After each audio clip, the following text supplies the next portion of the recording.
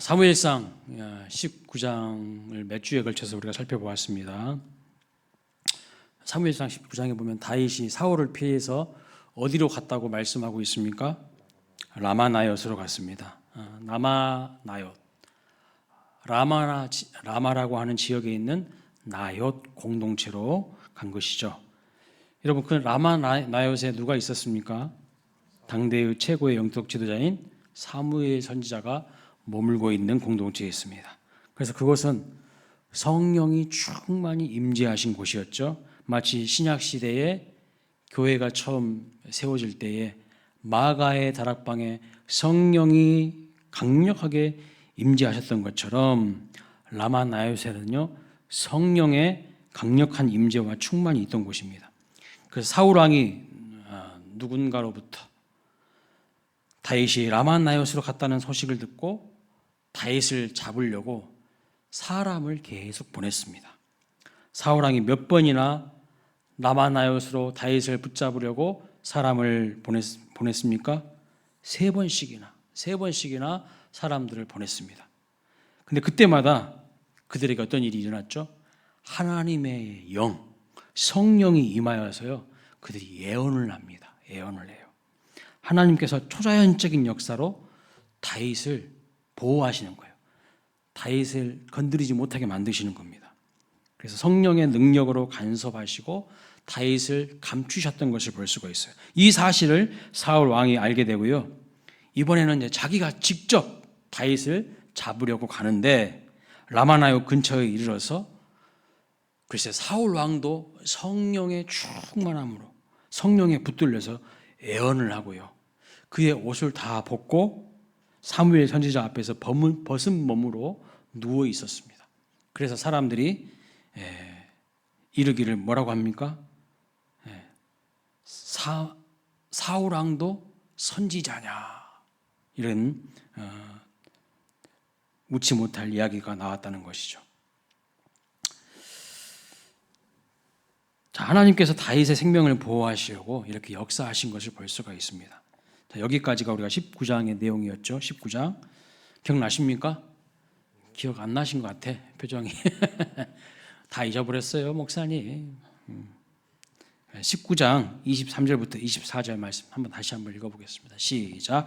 사울이 라마나옅으로 가니라. 하나님의 영이 그에게도 임하시니 그가 라마나옅에 이르기까지 걸어가며 예언을 하였으며 그가 또 그의 옷을 벗고 사무엘 앞에서 예언을 하며 하루 밤낮을 벗은 몸으로 누웠더라. 그러므로 속담에 이르기를 사울도 선지자 중에 있느냐 하니라. 제가 말씀했던 내용들이 다 성경에 있는 것이죠. 자, 다윗은요 하나님의 보호하심 가운데 있었어요. 보호하심 가운데. 그런데 다윗이 불안한 마음이 듭니다. 불안한 마음이 들어요. 사울 왕이 계속 사람 시켜가지고 자기를 잡으려고 하니까요 막 불안한 마음이 든 거예요.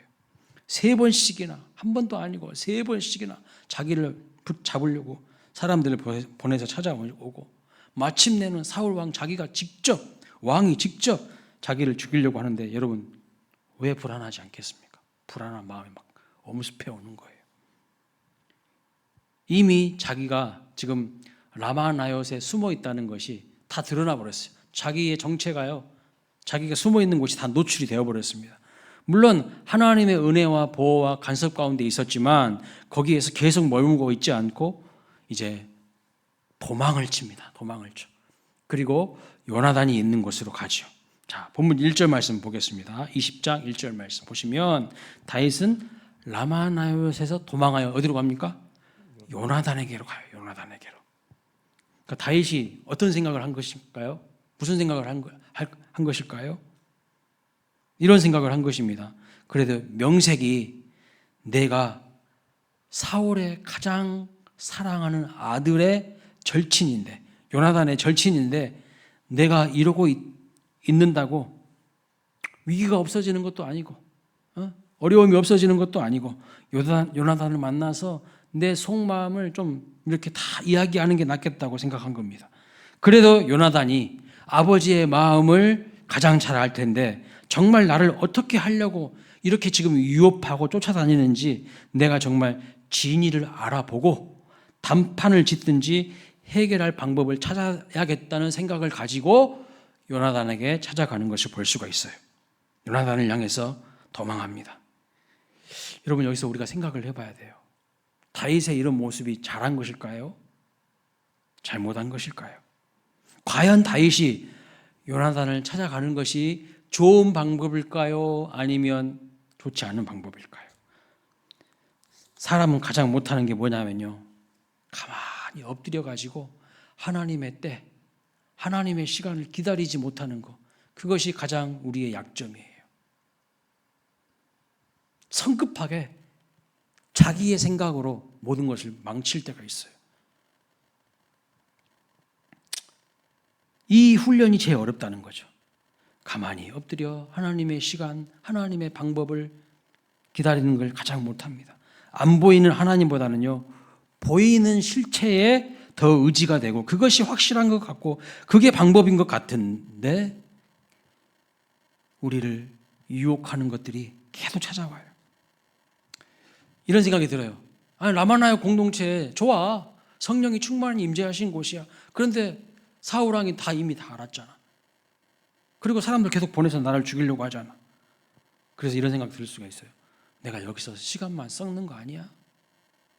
그래서 내가 뭔가 해야 되는 거 아닌가? 이런 생각이 이제 찾아오면요, 우리는 인내하지 못합니다. 인내하지 못해요. 하나님의 때를 기다리지 못해서 이를 그르쳐버리는 것이 바로 연약한 우리들의 모습이라는 것이죠. 특별히 믿음으로 훈련되지 않는 사람들은요, 이런 상황 속에서 이제 쉽게 흔들려 버리는 거예요. 쉽게 흔들려 버려요.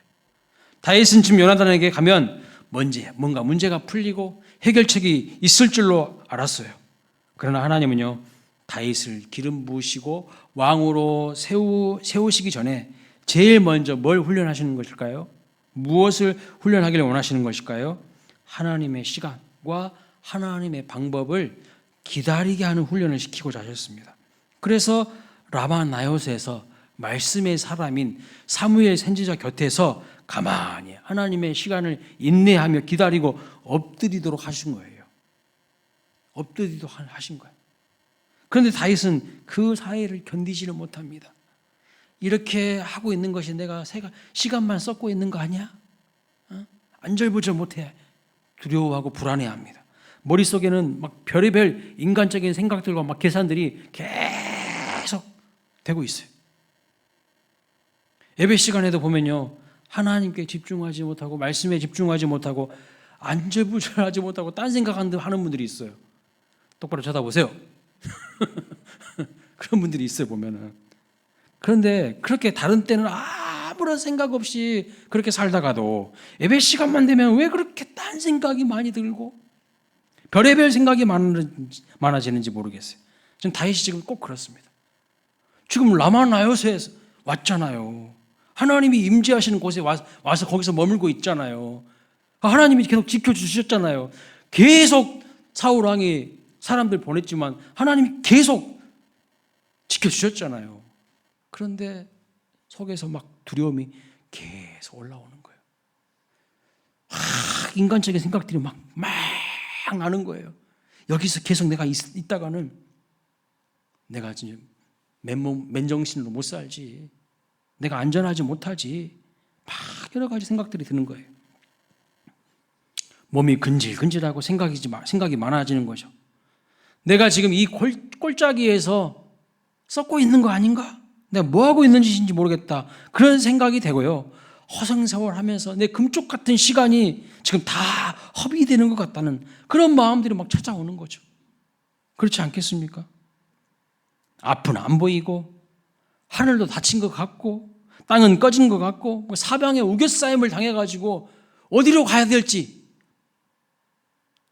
안절부절하지 못하고 가만히 있지 못해요. 그래서 견딜 수가 없는 거예요. 견딜 수가. 야, 이러다 미치겠어.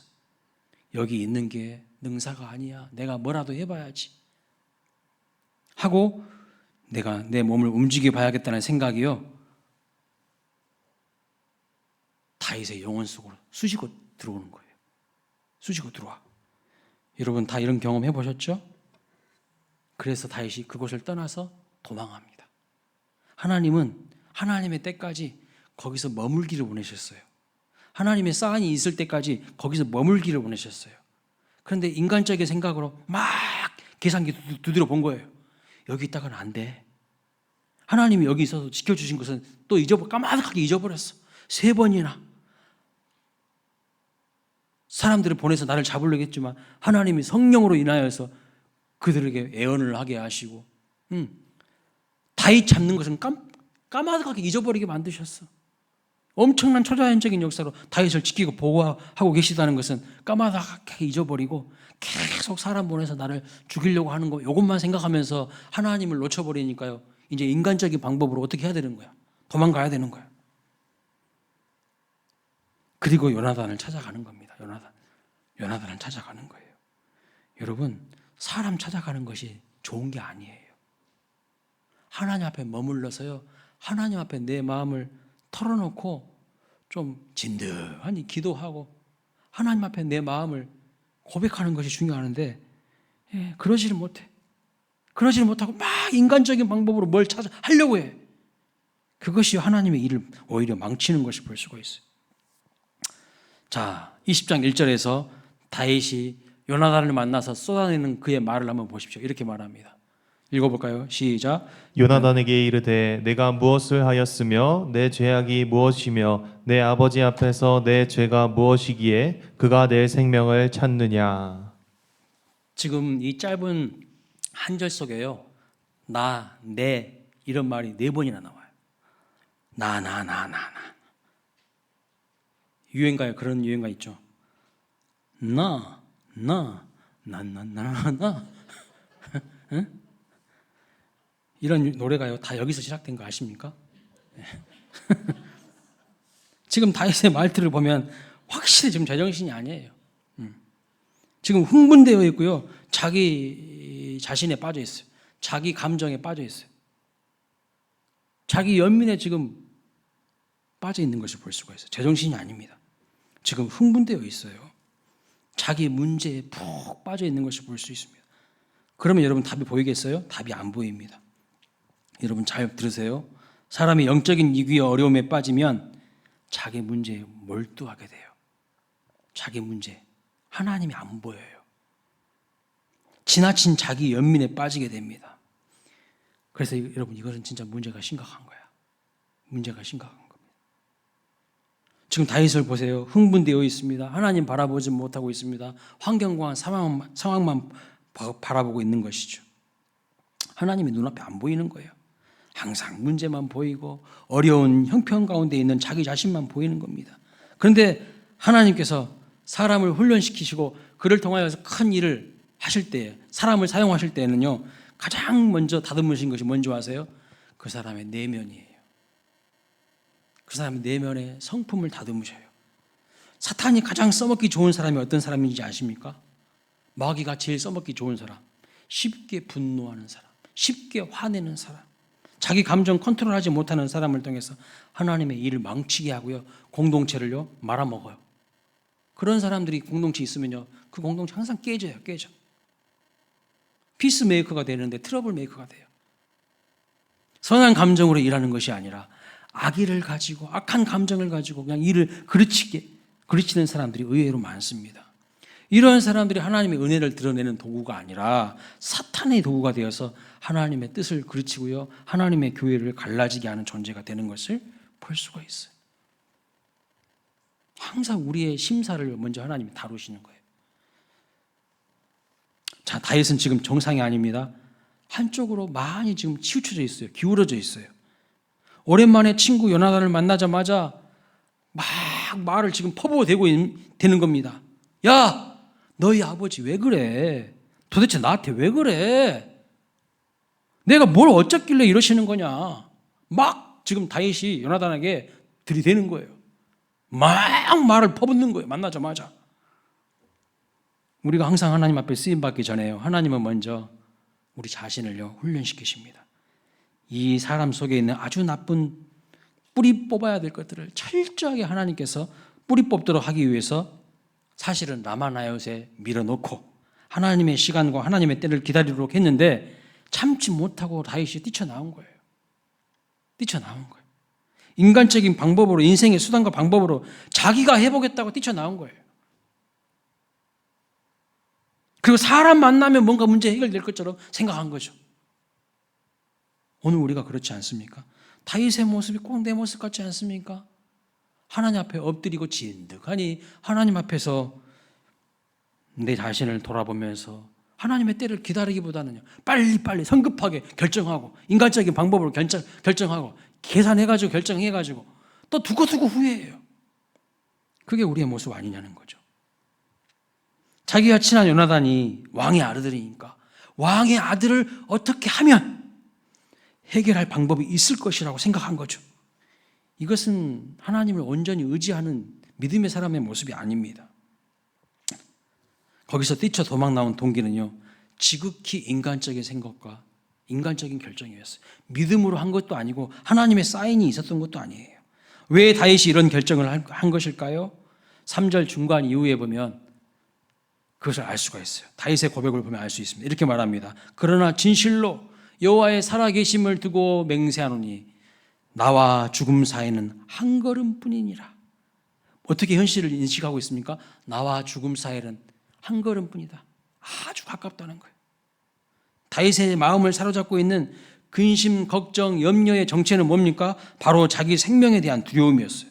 나와 죽음 사이는 한 걸음뿐이라는 다윗의 현실에 대한 인식이요, 매우 부정적인 것을 볼 수가 있습니다. 다윗은 지금 자기 앞에 죽음의 그림자가 왔다 갔다 한다는 것을 보고 있는 것이죠. 지금까지 그토록 여러 번 하나님의 은혜를 경험했음에도 불구하고 사울이라는 존재 때문에 자기 자신을 짓누르는 그 불안과 두려움에 생명의 위협을 느끼고 있는 것이죠. 그 어찌할 바를 몰라 하는 겁니다. 하나님께 시선이 가 있는 게 아니라 이 상황에 시선이 함몰되어 있어요. 이 문제에 빠져 있어요. 사울에게 시선이 가 있어요. 그리고 그 앞에서 어찌할 바 몰라서 두려워 떨고 있는 자신의 감정에 함몰되어서 자기 연민에 빠져 있는 다윗의 모습을 볼 수가 있어요. 그래서 다윗이 찾아낸 인간적인 방법이 뭡니까?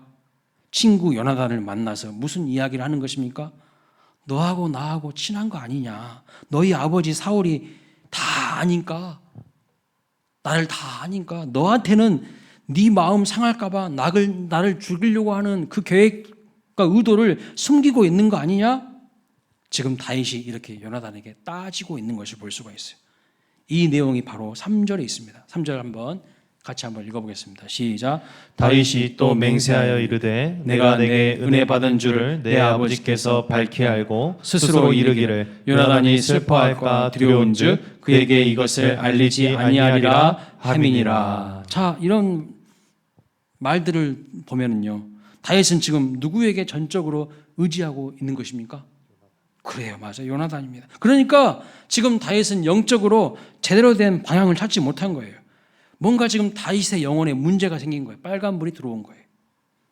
사자를 팍 때려잡았던 다윗이 아니에요. 골리앗 앞에서 믿음으로 막 호통치던 그런 다윗이 아닙니다. 심하게 흔들리고 있는 다윗의 모습을 볼 수가 있어요. 사자 때려잡은 다윗은 어디 간 거예요? 골리앗 앞에서 호통치던 다윗은 지금 어디 간 거예요? 아주 그냥 두려워 떨어가지고 친구 찾아가서 자기 목숨 보호해달라고 요청하고 있죠. 이것은 영적인 사람의 모습이 아닙니다. 우리도 마찬가지 아닙니까? 과거에 얼마나 기도를 잘했고 교회에서 무슨 내가 옛날에는 뒤에 장자 붙여진 직분은 다 했고 그랬다고 해요. 그런데 지금은 나일론 신자야. 나일론 신자. 신앙생활 안 하는 이유를 다른 사람 때문이라고 하고 책임 전가하고 막 합리화해요. 옛날에는 막 다 했대. 막 뭐 청년회 회장도 하고 뭐 산기도도 해보고 뭐 별거 다 해봤대. 근데 지금은 안 해. 우리 교회는 그런 분들이 없기를 바랍니다. 뭐 옛날에는 내가 기도하면 불이 나왔다고. 그런데 지금은 다 시들어 있어요. 여러분, 신앙은 항상 지금이 중요합니다. 과거형이 아니라 현재형이에요. 현재형. 하나님을 만나고 현재형으로 교제해야 되는 거죠. 그러니까 자꾸 과거의 추억의 앨범을 막 뒤척이면서 그 옛날에는 이랬었지 하면서 눈물을 흘리면 안 된다는 거예요. 과거 옛날에 그렇게 하나님 앞에 매달려서 씨름하던 그 믿음의 열정을요, 그 믿음의 야성을 우리가 회복해야 될 줄로 믿습니다. 믿음의 야성이 사라져버리고 소금이 그 맛을 잃어버리면 밖에 버려 밟힐 뿐이라고 말씀하고 있지 않습니까? 오늘 내가 살아갈 힘은 오늘 받아야 되는 거예요. 옛날 몇 년 전에, 옛날 몇십 년 전에 그 주님 만났던 그 기억으로 안 돼요. 오늘 나의 삶 속에서 하나님의 은혜를 받아야 되는 거죠. 다윗은 요나단에게요, 자기 생명 구해달라고 간절히 막 구차하게 부탁을 합니다. 그래서 이 두 사람 사이에 아주 재미있는 지금 약속이 이제 이루어지는 것을 볼 수 있어요. 여러분, 히브리인들은요, 매달 세 달이 되면요, 첫 3일 동안은 월삭이라고 해서 제사를 드렸어요. 매달 첫 3일 월삭이라는 제사를 드립니다. 그리고 그 3일 동안은요, 왕이 자기 가족들이나 중요한 사람들을 초대해서 식탁을 베푸는 것을 볼 수가 있어요. 나라의 일도 물어보고 또 교제를 하면서 함께 밥을 먹습니다. 이 히브리인들은 자기 식탁에 누군가를 초대해서 함께 밥을 먹는다는 것은 특별한 의미가 있습니다. 아무나 함께 밥 먹지 않거든요. 이방인들하고 겸상하지 않아요. 그러니까 시편 23편에도 보면 원수의 목전에서 우리에게 뭘 베푸신다고 말씀하죠? 상을 베푸신다고 하죠. 그 상이 무슨 상이에요? 식탁을 말하는 거예요. 식탁을 베푸신다는 거예요. 진수성찬을 차려주신다는 거예요. 그 말은 하나님의 가족으로 인정하셔가지고 부르시고 친밀한 교제를 나누게 하신다는 뜻입니다. 그러니까 왕의 식탁에 함께 한다는 것은요, 엄청난 은혜를 입은 거예요. 엄청난 은혜. 이번에 대통령하고 야당 대표가 만나서 했다고 하는데, 영수회담 했다고 하는데 밥도 같이 안 먹었더라고요. 밥 좀 먹여주면 어디 됐나나? 네. 그럼 국민들이 다 좋아하잖아요. 아이고, 저렇게 두 분이 서로 이렇게 화합하고 이제 잘 될 문제를 풀어가겠네. 얼마나 좋아요. 그런 것도 안 했어요, 보니까. 그러니까 왕의 식탁에 함께 앉힌다는 것은 엄청난 은혜를 받은 것이죠. 분명 세 달이 오면 첫 3일 동안은요, 사울 왕이 식탁을 준비할 것입니다. 그리고 그 자리에는 누가 있어야 되는 줄 아세요? 다윗도 있어야 돼요. 가족들이 다 있어야 돼요. 다윗이 왜 있어야 됩니까? 다윗은 사울 왕의 사위이기 때문에. 딸 미갈과 결혼하지 않았습니까? 다윗이. 그래서 다윗도 함께 식탁에 앉아 있어야 됩니다. 그런데 지금 이런 분위기에서 왕의 식탁에 앉아 있을 수 있습니까? 없어요. 지금 다윗이 식탁에 앉았다가는요, 사울 왕이 또 던지는 창에 맞아가지고 그냥 죽을 수도 있는 상황입니다.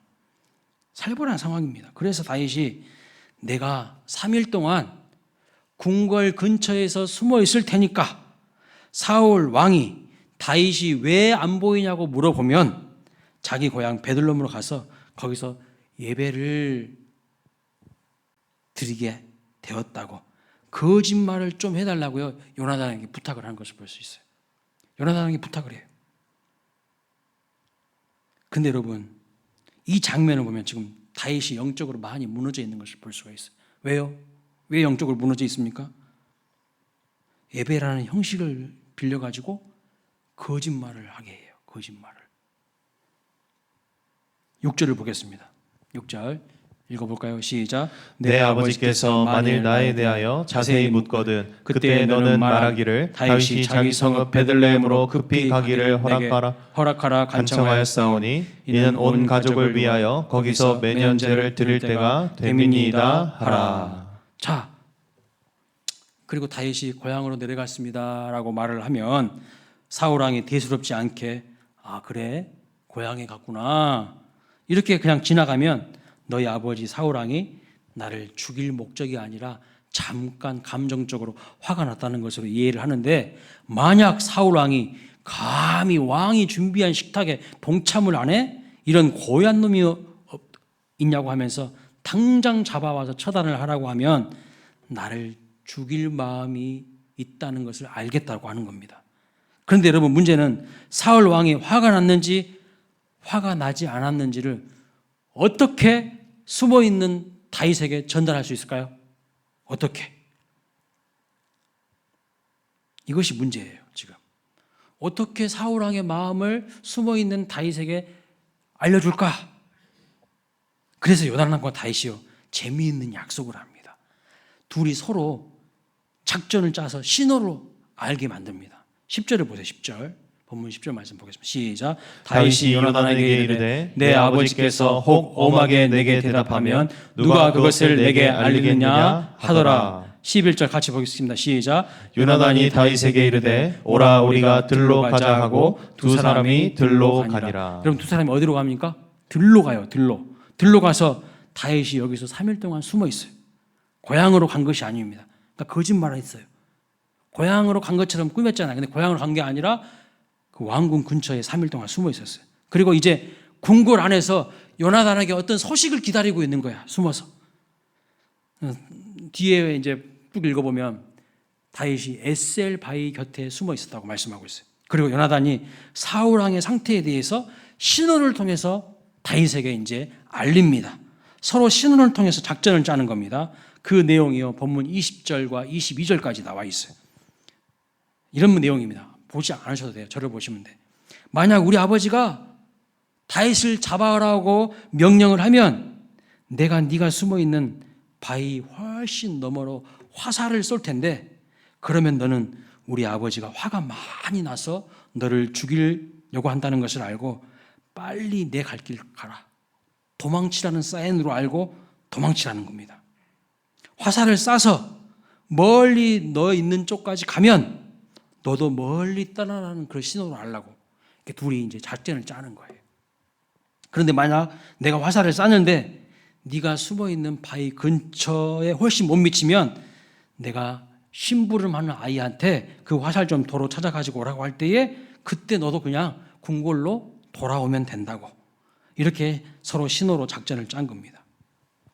여기서 다윗은요 궁궐을 떠나서 이제 들로 광야로 가야 되는가 아니면 궁궐에서 계속 생활할 수 있느냐 기로의 순간에 이제 놓이게 됩니다. 그래서 3일 동안 숨어서 그 요나단이 이제 쏜 화살을 통해서 신호를 기다리는 거죠. 여러분 같으면 어떤 신호를 기다렸을 것 같으세요? 어떤 신호를? 화살을 딱 쏴가지고 그래 사울 왕이 화가 난 게 아니라 진짜 너를 죽이려고 한 게 아니라 잠시 감정이 격동해가지고 그런 것이니까 다시 왕궁으로 궁궐로 돌아와 그런 사인 기대하지 않았겠습니까? 그런데 자기의 기대와는 다르게 요나단이 화살을 멀리 쏴요. 멀리 도망가라는 사인이야. 자기 머리 위로 화살이 멀리 날아가고 다윗은 이제 머나먼 길을 떠나는 신세가 되고 맙니다. 많은 하나님의 사람들이요 이런 순간을 경험하지 않습니까? 이런 순간을 경험해요. 모세도 궁궐을 떠날 수밖에 없었어요. 그리고 그에게 찾아온 인생은 광야 인생, 들판에서 허덕이는 인생이었습니다. 그런데 그 광야의 경험이 비로소 모세를 만들어가는 거예요. 40년 동안 깊은 고독과 외로움 속에 지내면서 이 모세는요 자기의 언어를 잃어버릴 정도였어요. 그래서 80세가 됐을 때 하나님이 모세에게 찾아와가지고 너 이스라엘 백성들을 애굽에서 출애굽해야 돼 이야기했을 때 모세가 뭐라고 합니까? 나는 말을 못한다고. 나는 말이 어눌해졌다고. 입이 뻣뻣하고 말을 할 줄 모른다는 이야기가 괜히 나온 이야기가 아니에요. 그 광야에서요 사람도 없는 광야에서 생활하다가 언어까지도 잊어버린 거예요. 사람들 많이 만나야지 뭐 계속 대화를 해야지 이 언어가 계속 전속될 수 있는 거 아니겠어요? 그러니까 모세가 이 말을 한 것은 괜히 나온 이야기가 아닙니다. 그러니까 쓰임받은 사람들에게는 누구나 짧기도 하고 또는 길기도 한 이 광야의 시간이 있다는 거예요. 여기 우리 교회 청년들 또 성도님들 가운데 아마 지금 좀 답답한 분들이 있을 수 있어요. 뭐 하나 제대로 지금 해놓은 것도 없고 준비한 것도 없고 뚜렷한 것도 없는 그런 상황 가운데 놓여진 분들이 있을 수 있습니다. 꼭 다윗 같거든요. 지금 아무것도 없어요. 다윗 지금. 그런데 궁에서 쫓겨가지고 이제 광야로 가야 돼. 신세가 그런 신세예요. 그런데 나중에 세월이 흐르고 뒤돌아보면요 그때가 내 인생의 은혜의 시간이었다는 것을 무릎을 치고 깨달을 때가 옵니다. 저도 그랬고요. 여기 앉아 계신 여러분들 중에도 많은 분들이 그런 시간을 경험했을 줄로 압니다. 자, 이제 다윗은 궁궐에서 살지 못하고 처절하게 광야에서 들판 생활을 하게 됩니다. 얼마나 다윗이 낮아지고 비참해지는지 여러분 보겠습니다. 이렇게까지 다윗이 비참해지고요. 낮아져요. 사무엘상 21장 끝부분 볼까요? 10절부터 14절인데요. 10절, 11절 제가 읽을 테니까 여러분들이 12절부터 14절까지 읽으시기 바랍니다. 그날에 다윗이 사울을 두려워하여 일어나 도망하여 가드왕 아기스에게로 가니 아기스에로 갑니다. 아기스의 신하들이 아기스에게 말하되 이는 그 땅의 왕 다윗이 아니니까 무리가 춤추며 이 사람의 일을 노래하여 이르되 사울이 죽인 자는 천천히요 다윗이 죽은 자는 만만이로다 하지 아니하였나이까 한지라. 다윗이 이 말을 그의 마음에 두고 가드왕 아기스를 심히 두려워하여 그들 앞에서 그의 행동을 변하여 미친 채하고 대문짝에 그적거리며 침을 수염에 흘림에 아기스가 그의 신하에게 이르되 너희도 보거니와 이 사람이 미치광이로다 어찌하여 그를 내게로 데려왔느냐. 네, 다윗이 광야에서 이제 방랑자 생활을 하다가 사울이 계속 추격해 오니까요. 자기 나라에 있지도 못하고 이제 블레셋 나라까지 도망가요. 근데 블레셋 나라의 가드 왕 아기스 앞에서 어떻게 합니까? 가드 왕 아기스가 적국의 다윗 아닙니까? 그러니까 다윗을 죽여야 되겠다고 생각할 거 아니에요? 그러니까 침을 질질 흘리면서 미친 척해. 이런 비참한 신세까지 빠지는 것을 볼 수가 있어요. 다윗이 사울에게 쫓기다가 도저히 이제 갈 데가 없으니까요. 블레셋 나라의 가드 지역으로 도망가는 거예요. 그리고 바보짓 합니다. 나중에 시간이 흐르고 다윗이 그런데 잘 들으세요. 이때가 이제 이 부분이 제일 중요해요. 다윗이 이때를 회상하면서 시를 남겨요. 시를 썼어요. 그게 바로 시편 34편이에요. 시편 34편을 보시면 이렇게 나옵니다. 표제어가 다윗이 아비멜렉 앞에서 미친 채 하다가 쫓겨나서 지은 시 이렇게 되어 있어요.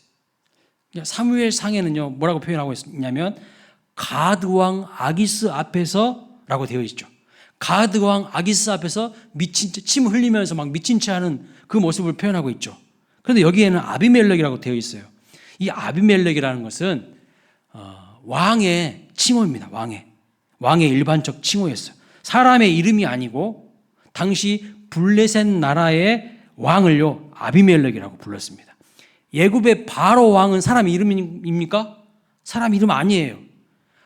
애굽의 바로 왕도 왕의 칭호가 방어예요. 왕의 칭호가 사람 이름 아닙니다. 그런 것과 마찬가지로 이 블레셋 나라의 왕의 칭호가 뭐예요? 아비멜렉이에요. 우리나라 대통령 이름이 뭐죠? 예, 그분이에요. 근데 대통령은 이름이 아니잖아요. 사람 이름 아니잖아요. 똑같은 거야. 그러니까 애굽 왕 바로도 사람 이름이 아니라 왕의 칭호인 것 같습니다. 당시 블레셋 이 나라는요 가사, 가드, 아수돗 이런 도시국가로 형성되어 있었고 다윗이 사울을 피해서 도망간 지역이 가드 지역이었는데 그 가드 지방의 왕이요 아기스였어요. 아기스. 그러니까 왕 앞에 살기 위해서 침을 질질 흘리고 미친 채 하는 그 다윗의 모습이 여러분의 눈에는 어떻게 보이십니까? 어떻게 보이세요? 비참하게 보이죠.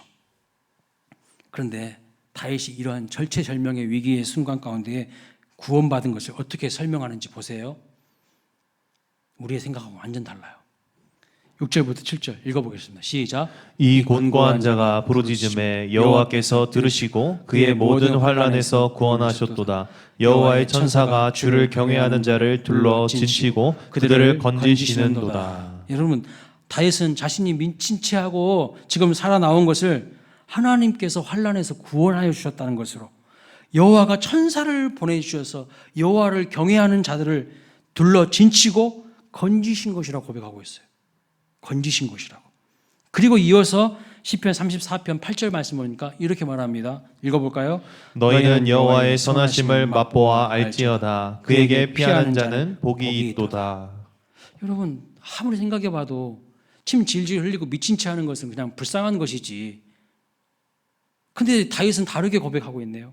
하나님께서 자기를 그런 모습을 통해서 건지셨다는 거예요. 구원하여 주셨다는 거예요. 그런 상황에서 나는 여호와의 선하심을 맛보아 알았다고. 하나님께 나는 피했던 것이라고 이렇게 이야기하고 있어요. 완전히 우리의 관점하고 다르죠. 상황을 바라보는 관점이 완전히 달라. 다윗은 분명히 여호와의 선하심을 맛보아 알았다고 말하고 있어요. 그리고 베드로 사도가 이 시편 말씀을 인용하여서 우리가 지금 주일마다 은혜 받고 있는 베드로전서에서 이렇게 말씀하고 있어요. 베드로전서 2장 3절 말씀 읽어보겠습니다. 시작. 너희가 주의 인자하심을 맛보았으면 그리하라. 이것은요, 지금 시편 34편 사무엘상에 나와 있는 다윗의 상황을 인용해가지고 지금 베드로가 이야기를 하는 거예요. 그럼 어떤 문맥에서 베드로는 이걸 지금 인용할까요? 베드로전서 2장 1절 말씀 보면 어떤 상황 가운데 이런 말씀을 하고 있는 것입니까? 이렇게 말하고 있어요.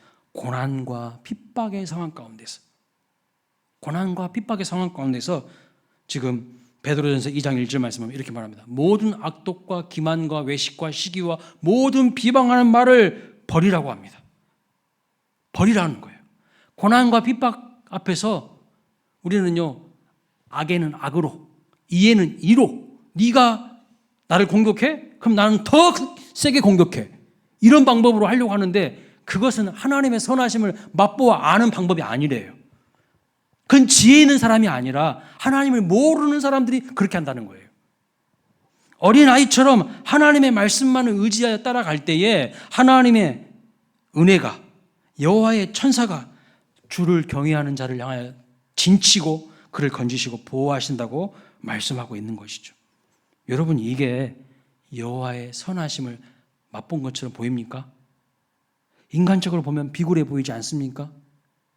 그러나 하나님의 말씀은요, 상대방이 강하게 나를 압박하고 억압하는 상황에서 참된 지혜가 무엇인가? 참된 지혜는 내가 더 강하게 나가는 것이 아니라는 거예요.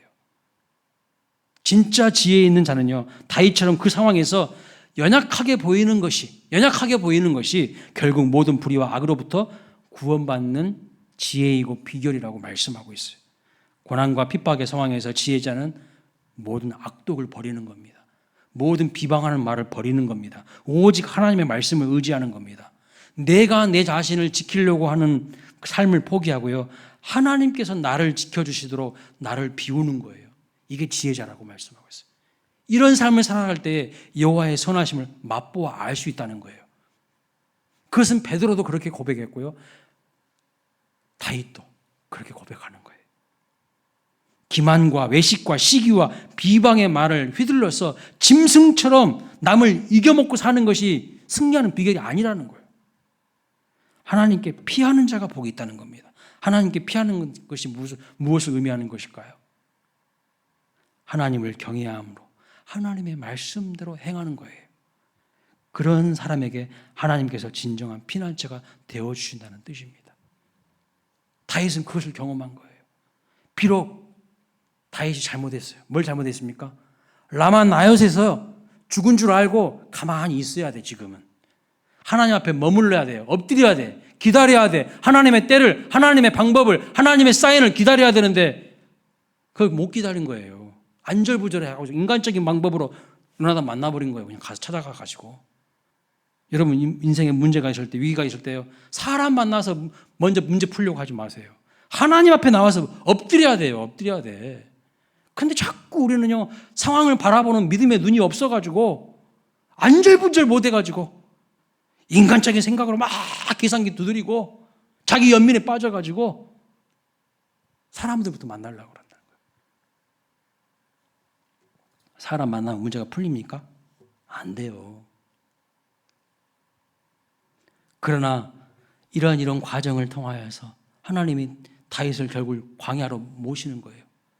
광야로 모셔서 거기서 쓰러지고 넘어지고 다시 일어나게 하시는 이런 과정을 통해서요, 광야와 들판의 쓰라린 경험을 통해서 결국 하나님께 피하는 것이 가장 안전한 것이라는 걸 깨닫게 하시는 거예요. 하나님께 피하는 것이, 라마 나옅에서 내가 있었어야 되는데, 하나님께 피하는 것이 가장 안전한 것인데 내가 그냥 요나단 만나면 뭐가 된 것처럼 될 줄 알고 인간적인 생각으로 그냥 가가지고 더 힘들고 어려운 상황만 만들어낸 거 아닙니까? 그래서 하나님께 피하는 것이 가장 안전한 것이다. 하나님의 말씀 앞에 서는 것이 내가 여호와의 그 인자하심과 선하심을 맛보게 되는 비결이라는 것을 꼭 기억하셨으면 좋겠습니다. 말씀 마칩니다.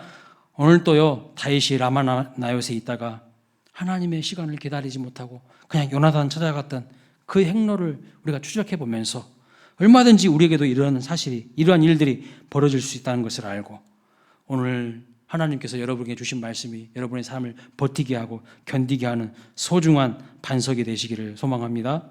사랑하는 여러분, 걸어가는 인생길에서 언제나 하나님 말씀만 의지하세요. 하나님께 피하심으로 하나님의 선하심을 맛보아하는 우리 광일교회 모든 성도님들 되시기를 주님의 이름으로 축원합니다. 우리 찬송가